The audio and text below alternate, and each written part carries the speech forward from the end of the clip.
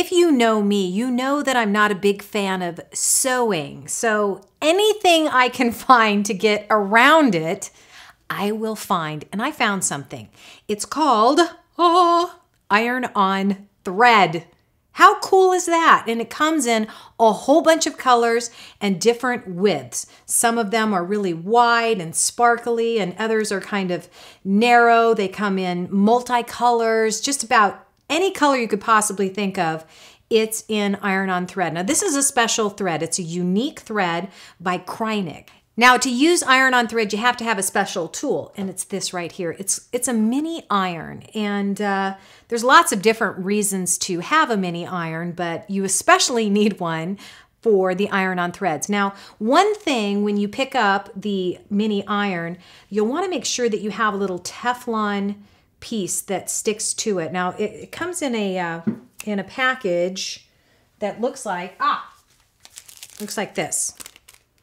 And it's already in a little square. And I'm telling you, if you don't have it, it's going to mess up your mini iron because some of the adhesive will get on it and it'll ruin it. So, and besides that, it makes it go over nice and smooth. So having this little mini Teflon piece is a must. So let me show you some of the really cool things that I've made so far with iron-on thread.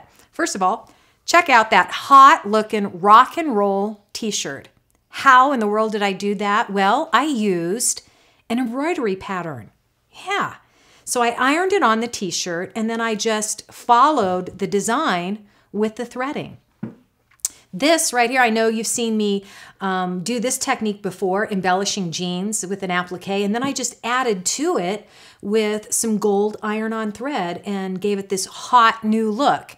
Now, when it comes to using the iron-on thread on clothing, you want to beware because it will only withstand so many washings unless you couch it down or stitch it down with some clear filament. So washing instructions, go to the website, and basically you turn it inside out and wash it on gentle, but it'll only withstand so many washing cycles. So what do? Then you use it on other surfaces.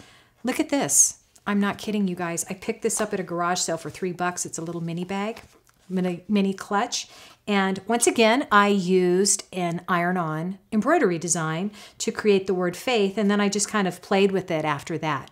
So you can use it on multiple surfaces, including glass, paper, and wood. And I'm going to show you right now how I did it on this piece of wood. Let me show you the before. Picked these up at the store. Very inexpensive, and decided, you know, I'm just going to add a little something to them. So I added some iron-on thread, and it just gave it a whole new look, a whole new dimension.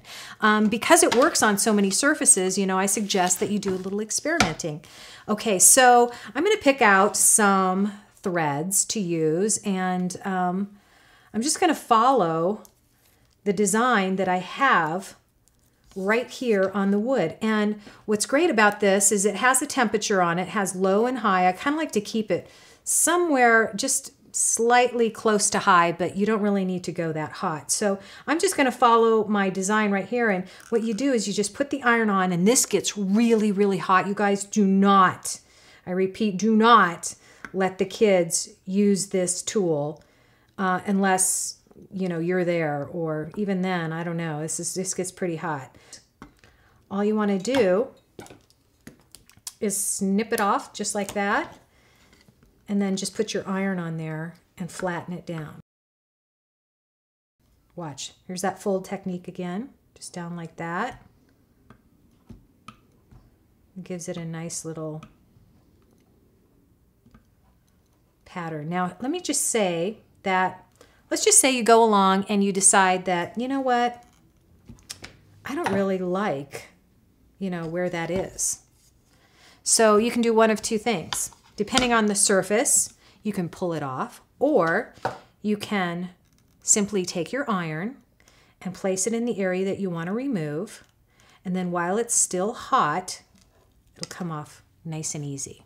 Okay? Anyway, I can go back in and reattach it, just like this. So look, go in and snip that off. And let's just say I made a mistake, okay? And, oh, I don't like that. So there's a couple things you can do. You can, while it's still there, you can just flip it over And while it's hot, you can just use the very tip. This is why I love this tool so much.